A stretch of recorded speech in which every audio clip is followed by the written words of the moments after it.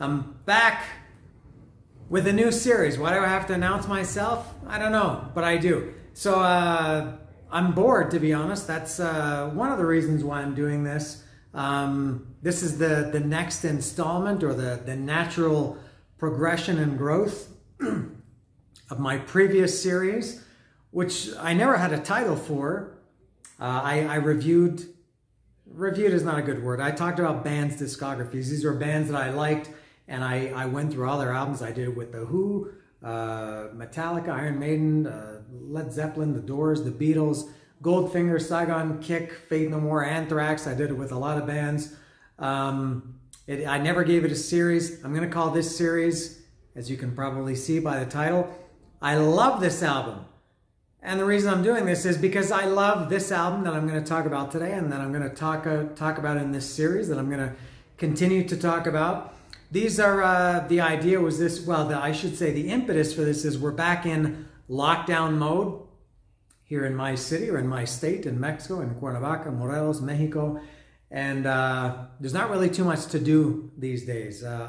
Most things are closed. Which is why I started my series last time, was out of boredom. Part of the reason also for this too, I got a new camera. I don't think anybody knows that the camera is any different, but a new phone. And so new phone, camera, everything is different.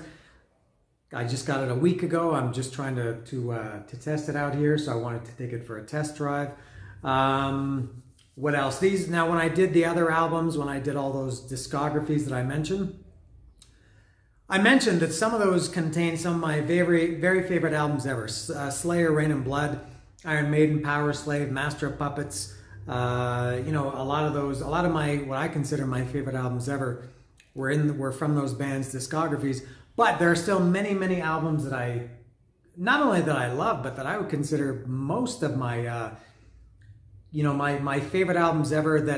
But they're by bands whose, for whatever reason, I didn't do their whole discography. Either their discography was too short, or I didn't have enough of their actual physical CDs to hold up to the camera for people to see, or you know, for some of them, in some cases, in some of the ones I'm planning to do, they were just kind of bands that were one and done. They were bands that I was not really into, but they made one amazing album, which is kind of what I'm going to start with today.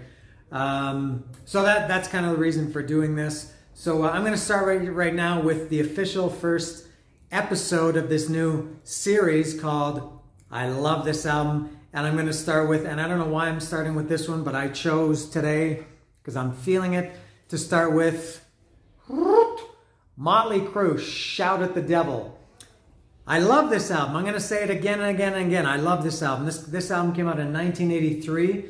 And I did get this album. Some of these albums I'm going to talk about, I got them long after they came out.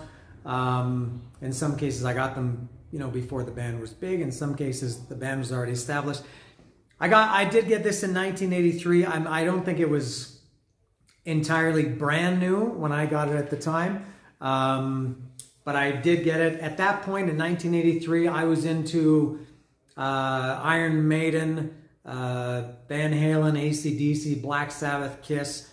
I guess at the end of '83 into Metallica. But you know, so Motley Crue was a new band at the time. This was Shout the Devil was only their second album, of course. But that was when I got into it. And if I remember correctly, the first time I ever heard anything from Shout the Devil, I saw the video for Looks That Kill. And I saw that video 18 billion times through the 80s and 90s, I guess, even into the 90s. And I loved it right from the start. It was new, fresh. It was along the same lines of music that I liked. It was considered at the time heavy metal. Yes, Motley Crue was considered a heavy metal band at the time. And, you know, it was in line. They didn't sound like AC/DC or Black Sabbath or Van Halen, but it was in that same kind of vein. And I do remember when I saw the video for Looks That Kill, I'm sure I thought at some point, or I wondered maybe if Vince Neil was a girl, or maybe I saw pictures of him.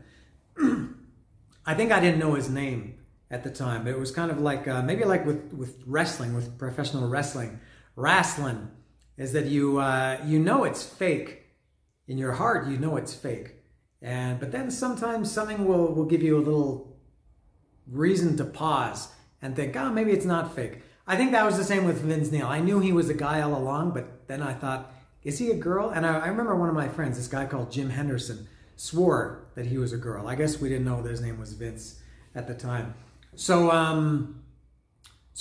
loved Looks to Kill when I first heard it. I don't know when it was, at what point in '83 that I heard that song. I don't know at what point in '83 Shout the Devil came out, but I loved it. Man, imagine being, I was 13 years old in 1983. Now imagine being 13 years old and these guys that come out, and they did maybe a little bit subconsciously remind me of Kiss, because, you know, they were kind of wild and crazy looking. They wore makeup. They were loud, rude, and aggressive, as Motley Crue themselves used to say. But this album, you know, I hate to say it blew me away, or it was a game changer. Whatever cliche you prefer to say, that was what I thought about this album. Now, I got this in, before people, I've talked about this before vinyl was vinyl. Vinyl was always vinyl. But before people referred to it as vinyl, it's somehow become cool in the last however many years.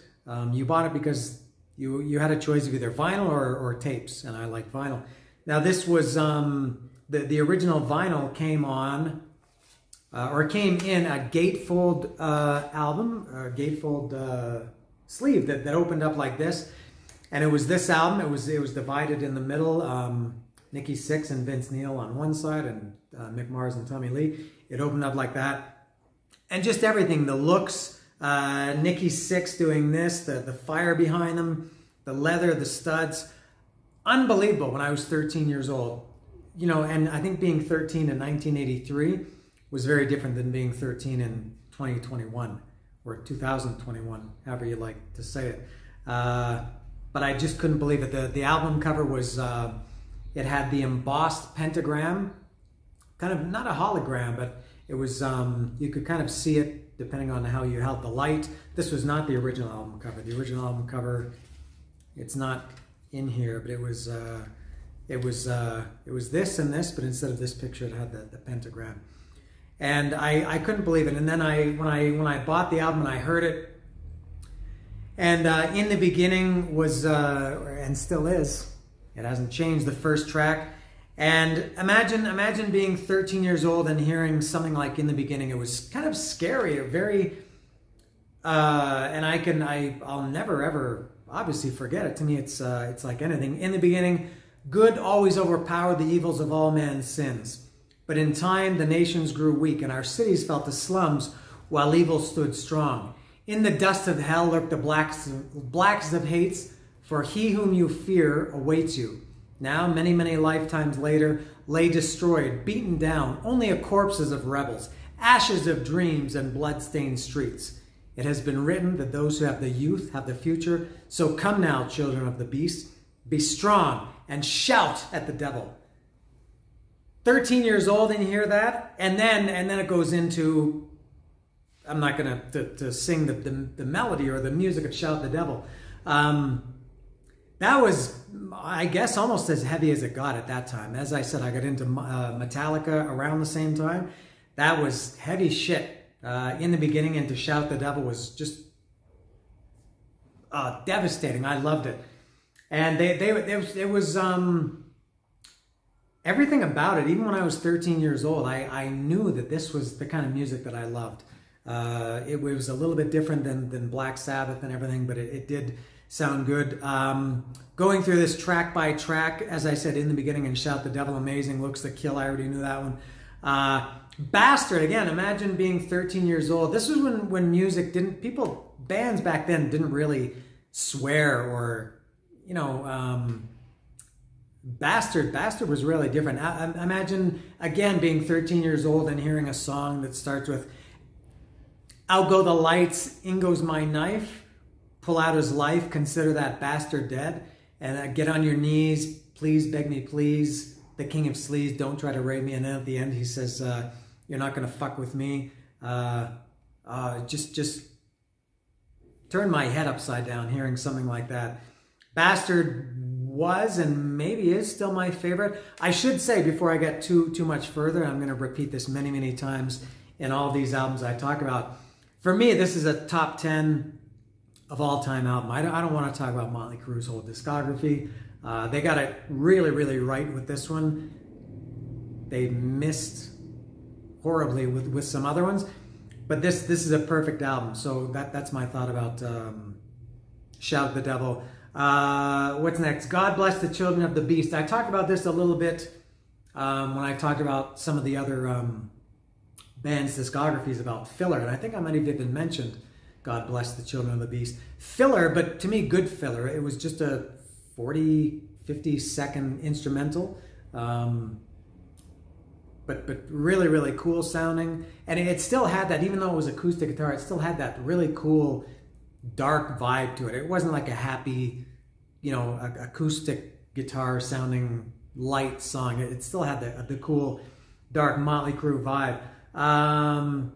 Helter Skelter, obviously a Beatles cover. I'm sure at the time, I guess because I saw the liner notes, I knew that Helter Skelter, I know for a fact I had never heard the Beatles version, the original version before. Helter Skelter by Motley Crue is my introduction to that song.